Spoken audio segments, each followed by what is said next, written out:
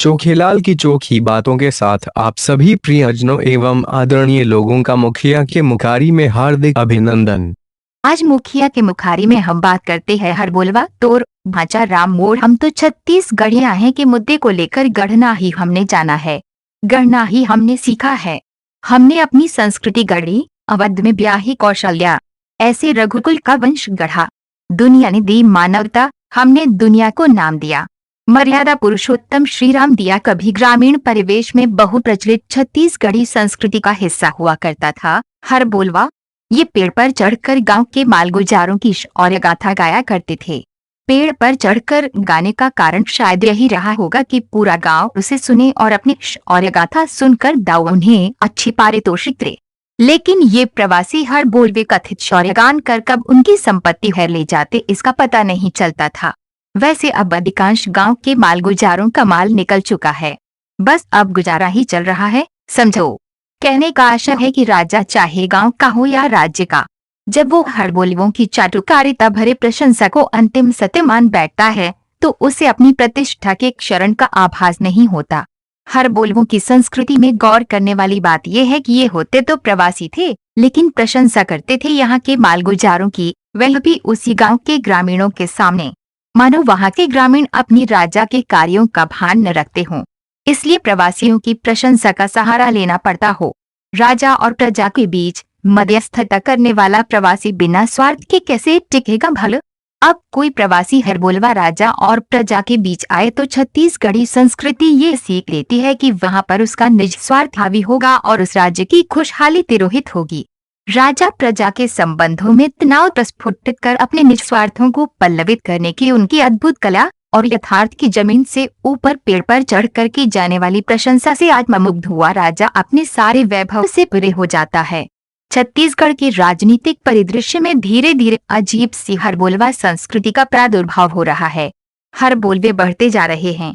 विधानसभा चुनाव के परिणाम छत्तीसगढ़ के विकास के लिए अनुकूलता लेकर आए थे। छत्तीसगढ़ की पूरी फिजा में माटी पुत्र का यशोगान हो रहा था। बहुमत का अद्भुत आंकड़ा उन्होंने छुआ था, जहां लोकप्रियता के सारे मापदंड धरे रह गए थे। जाति और धर्म की सारी दीवारें तोड़कर छत्तीसगढ़ के मतदाताओं ने अपने मतों का दान किया था। पूर्व मुख्यमंत्री के गृहनगर कवर्धा से अल्पसंख्यक समुदाय के प्रत्याशी ने सर्वाधिक मतों से जीत हासिल की। जिन विधानसभा क्षेत्रों को जातिगत समीकरण का उदाहरण बनाकर प्रस्तुत किया जाता था, वहां सारे गणित धरे रह गए। राजिम, गुंडरदेही, धरसींवा, बलौदाबाजार जैसी कई विधानसभा सीटों पर प्रत्याशियों ने रिकॉर्ड तोड़ मतों से जीत दर्ज की थी। जाति धर्म की संकीर्णता को तोड़ने और विकास की नई इबारत लिखने के लिए छत्तीसगढ़ियों ने कांग्रेस को जनादेश दिया और छत्तीसगढ़िया सरकार का नारा पूरे प्रदेश में गूंजने लगा। सरकार ने कर्ज माफी और बिजली बिल हॉफ के चुनावी वायदे पर त्वरित निर्णय भी लिया। छत्तीसगढ़ी संस्कृति एवं अस्मिता के लिए अतुलनीय कार्य किया। आदिवासी हितों पर भरपूर ध्यान दिया। केवल शराबबंदी के मसले पर चूक हुई। लगता है जैसे हड़बड़ी में गड़बड़ी हुई। घोषणा पत्र बनाने से पहले आर्थिक पक्ष को लेकर विचार ही नहीं किया गया, इसलिए अब इस वायदे को पूरा करने के लिए जुगत लगाने में भारी मशक्कत करनी पड़ रही है। उम्मीद है कि सरकार इसे पूरा कर लेगी। पूरी करनी भी चाहिए, करनी ही पड़ेगी। इतिहास में कई ऐसे मौके आए जब शत्रुओं ने शत्रुता भुलाकर नियमों का पालन किया। रामायण का एक प्रसंग इसका उदाहरण है। रामेश्वरम में जब भगवान श्री राम ने शिवलिंग की स्थापना की तो इस अनुष्ठान में बतौर आचार्य रावण वहां मौजूद थे। सीता भी उनके साथ थी।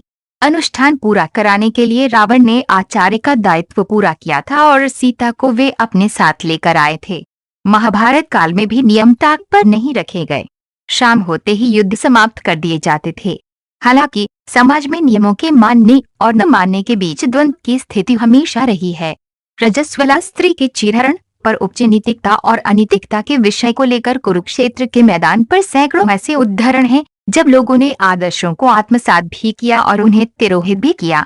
व्यक्तिगत रूप से किसी की हार या जीत स्वीकार्य नहीं की गई, परंतु जिन आदर्शों पर समाज खड़ा हो सकता था उसे स्वीकृति दी गई।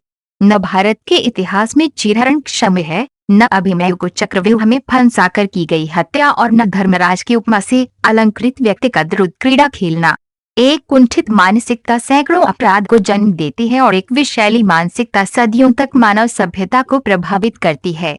यदि अपनी संस्कृति पर गर्व है तो भूल जाइए सब कुछ और याद रखिए कि यह छत्तीसगढ़ मर्यादा पुरुषोत्तम राम की जननी की जन्मभूमि है।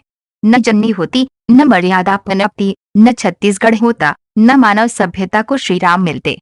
कंस और शकुनी द्वापर के मामा थे। हम सत्ययुग में पैदा हुए आदि और अनंत काल के मर्यादा पुरुषोत्तम भगवान श्री राम के मामा हैं। हर छत्तीसगढ़िया को, चाहे वह किसी भी राजनीतिक विचारधारा को मानता हो, उसका पहला दायित्व है कि वे मर्यादित व्यवहार करे। यदि वह छत्तीसगढ़िया है तो मर्यादा का अनुसरण करे। बाकी सब कुछ देखने के लिए प्रभु श्री राम और छत्तीसगढ़ का भांजा श्री राम हर छत्तीसगढ़िया के साथ है। यदि आपने अमर्यादित व्यवहार किया मतलब आपने भांजे का अपमान किया। मामा के बिना शादी नहीं और भांजे के बिना वैतरणी पाठ नहीं। हिंदू हैं तो हिंदू संस्कारों को मानिए। भांजे को संस्कारिक जीवन में मामा लेकर आता है। मामा को भांजे के हाथों ही मुक्ति मिलती है। पल पल बदलते रिश्तों के परिवेश में स्वार्थ की आंच क्यों? रिश्तों की सांच से दूर कोई रिश्ता क्या कभी बन पाएगा? ऐतिहासिक और धार्मिक धरोहर शब्द भावनाओं से परे है। इतिहास का मतलब है हास के इति। मत करिए अपने समाज और अपने इतिहास का हास। गर्व करिए कि आप मर्यादा पुरुषोत्तम श्री राम को डांटने और लाड़ करने का अधिकार रखते हैं। कहिए अवध को पहचान छत्तीसगढ़ ने दी। कहिए अवध छत्तीसगढ़ के ऋण से उऋण नहीं हो सकता कि उसने मानव सभ्यता को मर्यादा पुरुषोत्तम दिया। हम वो हैं जिनकी बेटी ने सभ्यता और जीवन की दशा बदल दी, जीवन के संस्कार और मान्यताएं बदल दी।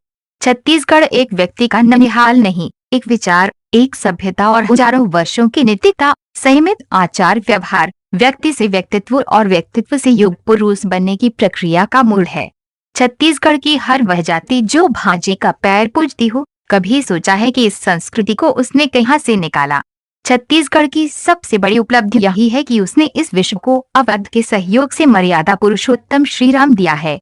क्षुद्र राजनीतिक स्वार्थ में बट्टे घरों में जहां बाप एक पार्टी और बेटा दूसरी पार्टी में हो, वहां हम किसी की माने या न माने पर ये तो सच है कि भगवान श्री राम इसी धरा की बेटी के चिरंजीव थे। अब छत्तीसगढ़ को चुना है भांजे मर्यादा पुरुषोत्तम प्रभु श्री राम का आचरण, जिसे आत्मसात कर उनके नौनिहाल छत्तीसगढ़ की धरा का मान बढ़ाएं या अपनी नासमझी कृपणता और कुटिलता का शिकार हो हरबोलियों की संस्कृति को आत्मसात करें। विकल्प हमारा है। गर्व करें कि हमारी माटी मर्यादा पुरुषोत्तम श्री राम का ननिहाल है, या हरबोलियों की भाषा को अंगीकार कर अपना अवमूल्यन करें। शाश्वत सत्य ये है कि ये राम का ननिहाल है। हरबोलवे छत्तीसगढ़ की धरा से कब के विदा हो चुके हैं। छत्तीसगढ़ की धरा तो कह रही है मोड़ तोड़ भांचा मर्यादा पुरुषोत्तम श्री राम। अब ऐसे में ते कैसे कहे बेहर बोलवा मोड़ चोखेलाल आपसे आग्रह, कृपया चोखेलाल की टिप्पणियों पर नियमित रूप से अपनी राय व सुझाव इस नंबर 7,98,94,81,990 पर दें ताकि इसे बेहतर बनाया जा सके। दैनिक महाकौशल की प्रस्तुति चोखेलाल की चोखी बात अब रोज वेबसाइट छत्तीसगढ़ पर भी। मुखिया के मुखारी में व्यवस्था पर चोट करती चोखेलाल की आक्रामक टिप्पणियों के लिए पढ़ते रहिए कलम का कौशल महाकौशल।